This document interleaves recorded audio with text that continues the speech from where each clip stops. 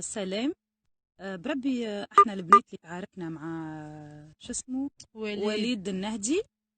بربي انا نحب نحكي الحقيقه، خاطر برشا عباد قاعدين يكذبوا، برشا بنات تقول احنا اللي ضربناه واحنا قلنا اعطينا كرسي واعطيني طاوله، وهو يحكي في فيرسيون مش صحيحه جمله. وخوه قال البنات روشيرشي وحمد لله ومعروفين، وحمد لله والد خويا ما ضربش وكل، لا ما ضربش جمله والد خوه.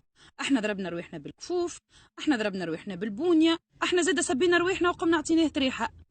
سي وليد جاي يشري صحيح، احنا قاعدين 6 بنات خارجين مع بعضنا اصحاب، خارجين باش ناكلوا. بيان سور باش نقعدوا احنا اصحاب نفطروا مع بعضنا، مش نقعدوا نبكيو، سي نورمال باش نقعدوا نضحكوا.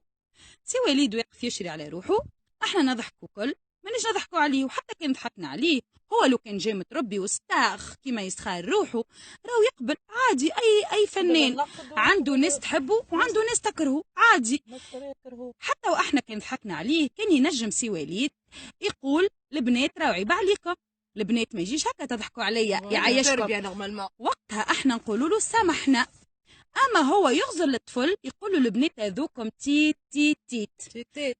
لفتنا احنا غزرنا قال اي انتوما، وبدا يقول تيت تيت تيت وسب الام وسب الام وكل. قال احنا سبينا له عائلته. بربي يا اخي احنا مهبله لهالدرجه، معناها عبد قاعد على روحه نقوموا نسبوا له في عائلته. علاش؟ شنو عندنا معاه احنا وليد النهدي هذا؟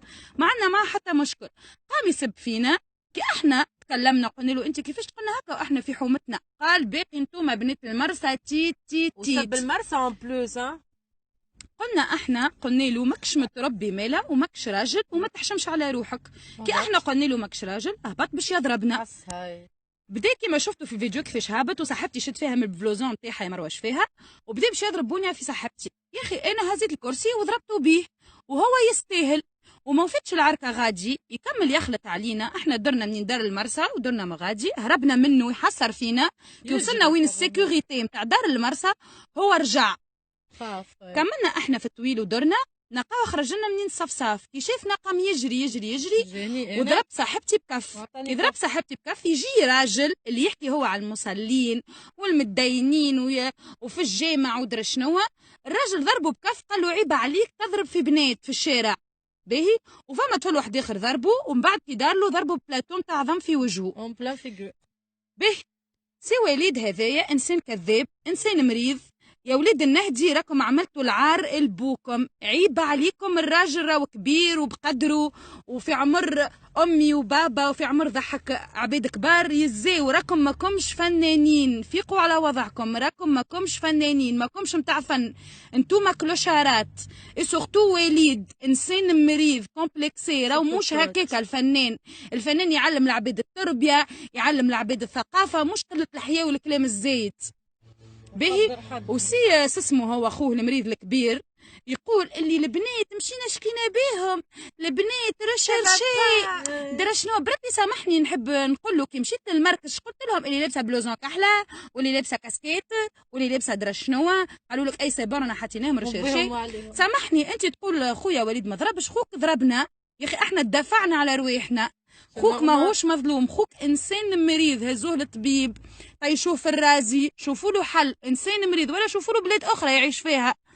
انسان مريض متخلف مريض ماهوش متربي، واحنا متربيين عليه وعمرنا ما نظلموا عبد. اي واحد اي طفله في تونس وكان واحد يوصل ينعتها بالعهر وكل ويقولها هكاكا سي نورمال باش تدافع على روحها. شنو يحبنا نعملوا احنا؟ هو يسبنا ويتهدى علينا باش يضربنا، شنو باش نعملوا؟ نقولوا له يعيشك يعطيك الصحه انت انسان متربي.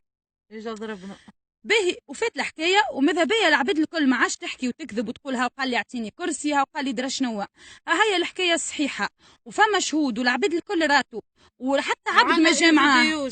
ونحب نقول له يا وليد النهدي راهي تونس الكامله تكرهك من مصادتك وبلادك وركيكتك، وباش تتربى المره الجايه ما عادش تسمع حتى طفله تونسيه كلمه زايده وتقول البنات التوانسه بهم وعليهم. سامحني، التونسيه امك، التونسيه اختك، التونسيه بنتك، التونسيه مرتك اللي انت في كل حاجه مرتي وبنتي مرتي وبنتي. هذوكم توانسه. يظهر لي امك ماهيش المانيه ولا فرنساويه.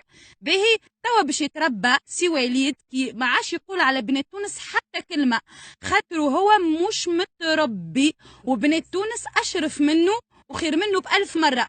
هاكا شاف بنت تونس اللي سبها شنو عملت فيه باش يتربى. وإن شاء الله يكون لك درس هذا وتفهم روحك يا مريض. ديجاج.